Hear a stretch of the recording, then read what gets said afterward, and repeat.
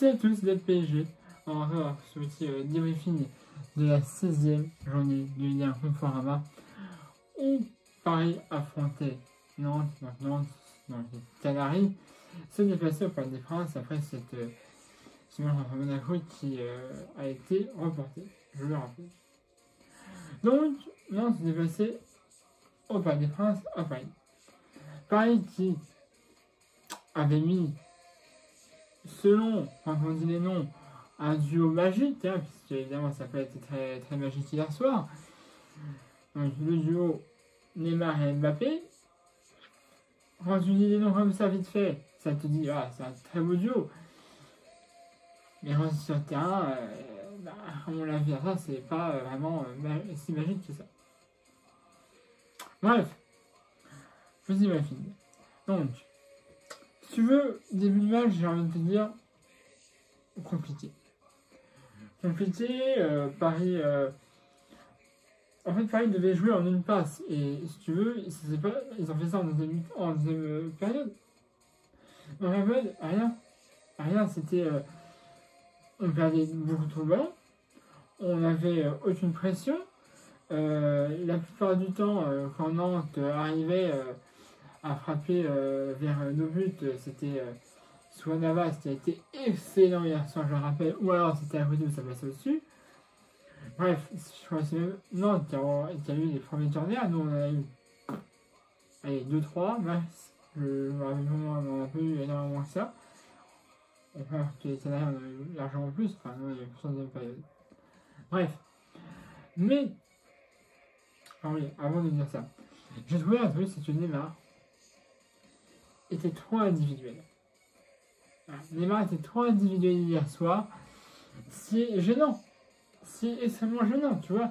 Parce que Neymar, comme je te dis, c'est un mec que, même s'il a chié sur Paris Saint-Germain, c'est un joueur qui peut apporter quelque chose. Mais hier, il jouait trop individuel. Voilà. Il y avait trop d'individuel dans son jeu. Plus d'une fois, il pouvait passer à Neymar ou à Di Maria, et non. Soit il pouvait passer à Mbappé ou Di Maria, mais non. Il a joué trop individuel. Et, à la 41 minutes de jeu, tu vois. Il y a un corner, très bien frappé. Ça revient à son Neymar qui est un petit peu en relation de réparation. Et il fait but. Alors je me dis 41 minutes de jeu, j'ai un but pour Neymar, c'est super. Mais qu'est-ce qu'il y a? Enculé d'arbitre. L'enculé d'arbitre qui est je pense, la barre il a dit un truc, donc du coup il va voir ce qui s'est passé. Moi je dis mais il n'était pas en jeu, hein, il n'a pas fait de faute, il n'a pas fait de ballon de la main, enfin, j'avais rien vu, moi, je me dis, mais pourquoi tu vas aller voir la barre, il a but. Et apparemment, il y avait Ryan Draxler qui avait levé un petit peu le pied trop, et ça a touché un joueur de Nantes. Ouais, mais ils jouent le ballon. Les deux jouent le ballon. Le joueur de Nantes et Draxler jouent le ballon. Alors oui, il a un petit peu le pied, mais c'est pour essayer de frapper ou de dégager. Enfin, je ne sais pas trop ce qu'il veut faire. Mais il joue le ballon. Donc il y a but normalement, mais non. But annulé par cet enculé d'arbitre qui a jugé que le pied était trop bon, si tu veux. Si tu veux. La barre, c'est même pas. Maintenant, c'est VAP. Vidéo anti-Paris, maintenant c'est ça. Sur un 100%, c'est vidéo anti-Paris la barre. Hein. Bref, on va investir avec ce 0-0 partout. Donc voilà ce terrain. Et là, si tu veux, ça commence à se décanter plus, tu vois. Paris joue en une touche, on a eu quelques beaux corners. Donc voilà. Mais, à la 52e minute de jeu. 52e minute, on aura un but de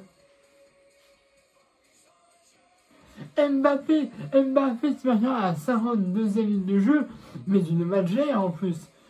C'est une passe de Di Maria, il faut encore, je vais te dire. Et t'as Mbappé qui, voilà, du talon, voilà, du talon, hein. Là, tu vas faire une petite magère de la part de Mbappé, et ça fait 1-0 pour Paris à la 52e minute de jeu, ma gueule. Ouais. Mbappé, il est dans le classement des 10 meilleurs buteurs du PSG. C'est pas rien. Voilà. Donc, tu vois, à ce moment-là, je me dis, ça y est, on va peut-être gagner 1-0. C'est parfait, sauf qu'on voyait Nantes pousser. Hein, Nantes poussait, ça veut dire qu'ils avaient envie de prendre une égalité et de, au moins, tu vois, pas s'imposer au parc.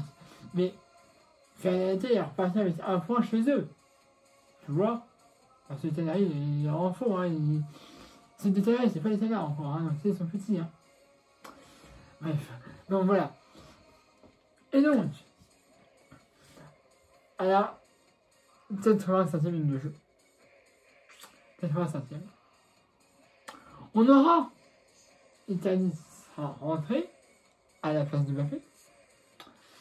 Et en fait, là, tu vois, t'as Lafont, donc il y a là dedans, c'est bien.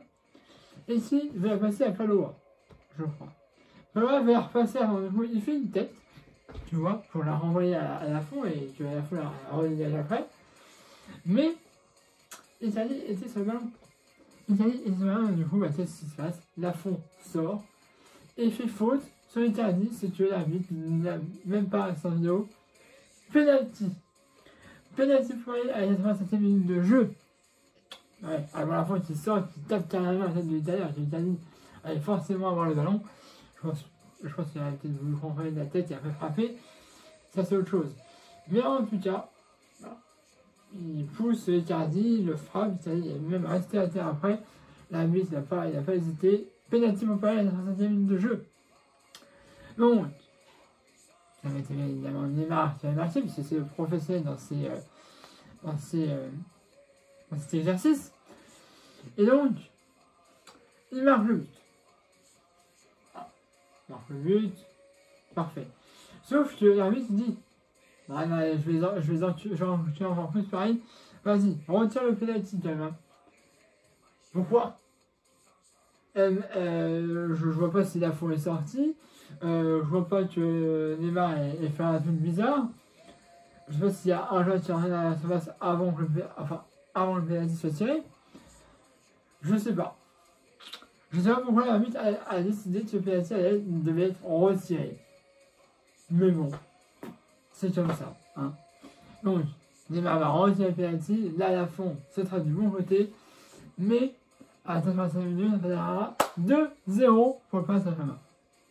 But de Neymar sur penalty. Et on en restera là. Voilà. Fin du match, c'est terminé. On prend les 3 points. On prend 5 points d'avance sur le deuxième qui est Lira, qui commençait à me faire peur depuis un petit moment. Hein, puisqu'ils étaient à 2 points. Nous, qui commence à donner beaucoup de matchs. Donc on a 5 points d'avance sur eux. C'est bien, du coup, bah, prochain match ce sera samedi.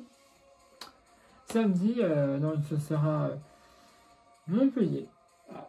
Samedi à 17h30, Montpellier-Paris, donc ça jouera au Stade Moisson à Montpellier. Et après, on fera le dernier match de Lyon, on revient à Tassaraï. Voilà. On va se donner un match de but, et puis j'ai un match de but dans la semaine d'études. Mais aussi un peu, vous avez aimé la vidéo, et bien je vais la retrouver dimanche ou samedi soir, ça dépendra de mes disponibilités. Mais je vous ferai également pour les rêves en Montpellier. Dernière chose, une fois de plus, je le dis souvent dans la vidéo, si vous voulez connaître les secrets de mes montages, de mes débriefings, avec quoi je filme, avec quoi il y a la musique, comment je sélectionne, comment je fais les montages, dites-moi dans les commentaires et je vous ferai une petite vidéo spéciale pour vous montrer tous les coulisses de mes vidéos. Voilà. On va se générer un plus. Voilà, prochain match contre Montpellier au Stade de la Moisson. Après, on reviendra au Parc des Princes pour le dernier match des champions. De toute façon, on est le premier du classement et on est qualifié, ça ne changera pas. Peu importe que ce soit le score des autres équipes et des autres équipes aussi. Donc voilà. Mais bon. Abonnez-vous si ce n'est pas déjà fait. Likez la page Facebook de lien dans la fin de la vidéo. Mettez un pouce bleu si vous avez aimé la vidéo. Et dites-moi dans les commentaires si évidemment vous voulez mettre le plus des coulisses de vidéo. Allez, salut à tous, parlez magique.